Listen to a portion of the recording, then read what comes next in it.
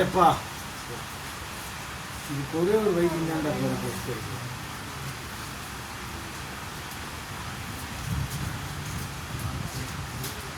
சரி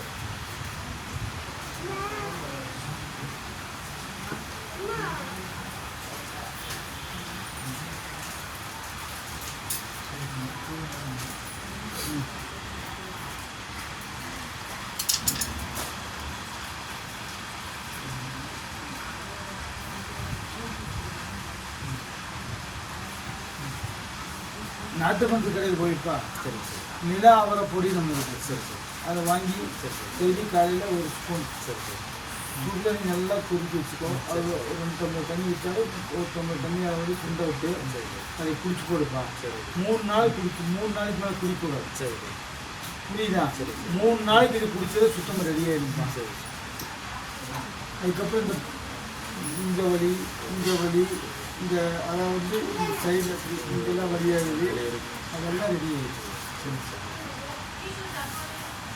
புரியுதா? இது வாங்கி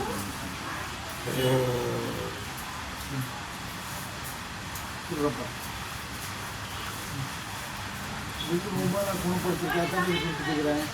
சாப்பிட்டு போய் ஒரு ஊசி போட்டு காட்டிடுவா. அது என்ன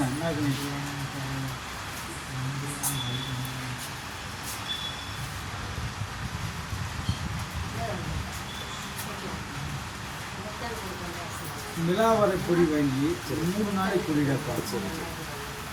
புரியுதா? நிலாவரை பொடி 3 நாளைக்கு குடி. இது பிரச்சனை தீர்வு வேண்டாப்பா.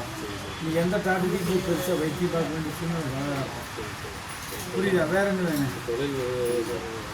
என்ன தொழில் தான் பண்ணுறேன்? வண்டி வாடகை. சரி எப்படி ஓடுது வண்டி? மழை இருக்குது இல்லாமல் இருக்குது சார். நம்ம பேசுறதெல்லாம் கேன்சல் ஆகுது.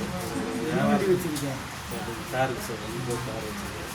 சரி வாடகை கேன்சல் ஆகிடுது. வியாபாரம் மற்ற வண்டி வியாபாரம் பண்ணுறதுனாலும் பேசுகிறது தெரிஞ்சு போகுது. எல்லாமே எதுவும் நம்ம வச்சு சாதாரண வாங்க மாட்டேங்குது. இதெல்லாம் பிரச்சனை ரொம்ப சிரமம். கடன் பிரச்சனை ரொம்ப சிரமம்.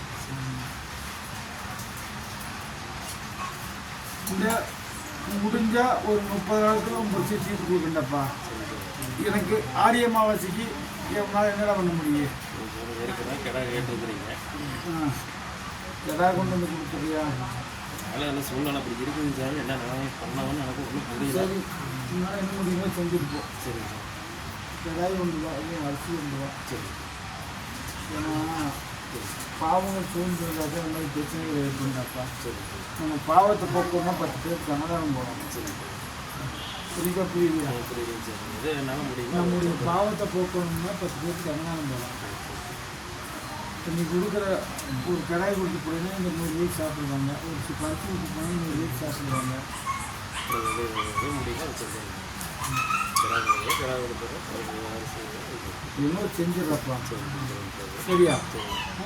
நம்ம என்ன முடியுமோ செய்ய. பாவத்தை நம்ம போக்கினா மட்டும்தான் நம்ம ஜெயிக்க முடியும். புரியுதா? ஆலயத்தில் என்ன நடக்குதுன்னு சொல்லியிருக்காங்க. ஆலயத்தில் என்ன ஆலயம் வச்சுருக்கேன்? குப்பையில் சார். குப்பையில் சார். குப்பையில் சாமி சொந்தமாக கட்டிக்கிறியா? அம்மா கட்டினது சார். அம்மா சாமியாக இருந்தாங்க. அம்மா தவறி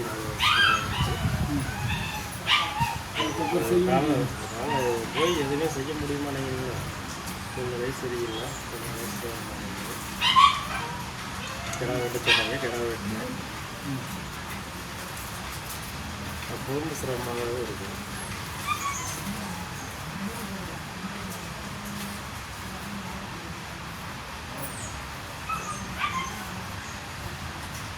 உயிர் பெற்றுச்சேடாப்பா. உயிர் பெற்றுச்சு. ஆனால் எப்படி நான் சொல்கிறேன்னா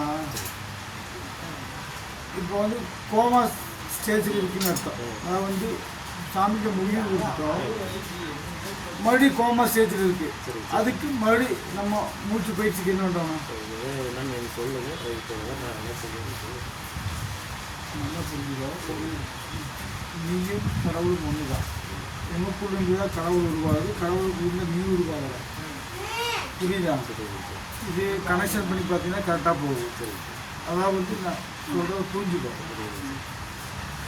சரிப்பா. நீங்கள் சொன்னால் புரியுமா? சரி. சொல்ல வேண்டிய கிளம்பி சொல்லிடலாமா?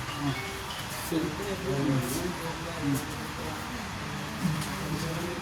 3 தீர்த்தமோ இல்லை 5 தீர்த்தமோ கொண்டு போய் என்ன கொண்டு போய் சாமிக்கு உயிர்ப்பிக்கணும்னு சொல்கிறாங்கப்பா. கடல் தீர்த்தங்களா? ஆதி தீர்த்தமும் அப்படிங்கிற மாதிரி 5 பேர் தீர்த்தம் கொண்டு போவாங்க.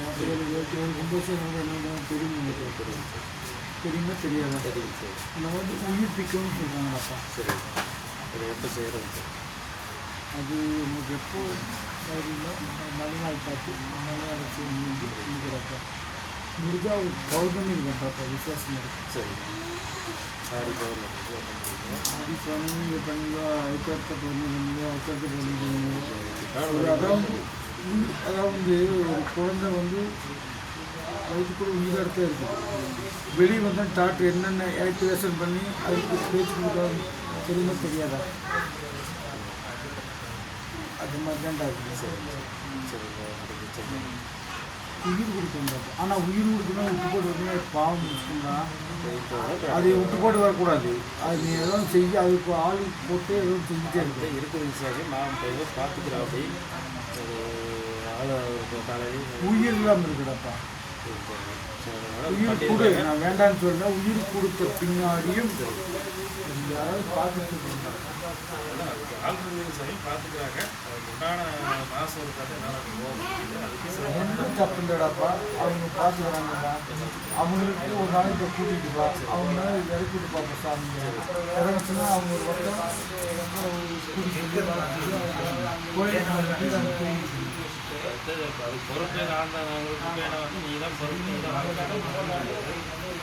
தான் பொறுப்பு சொல்லுங்கள். புரியலடா, வம்சிச்சோம் யாரு வேணும் செய்ய மாட்டாங்க. புரியுதா?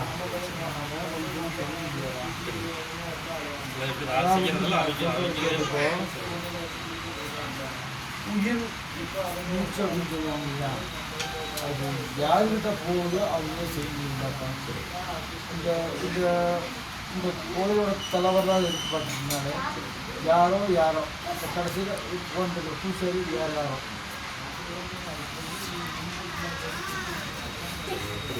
புரியுதா? எல்லாமே அப்படித்தான் போகுது.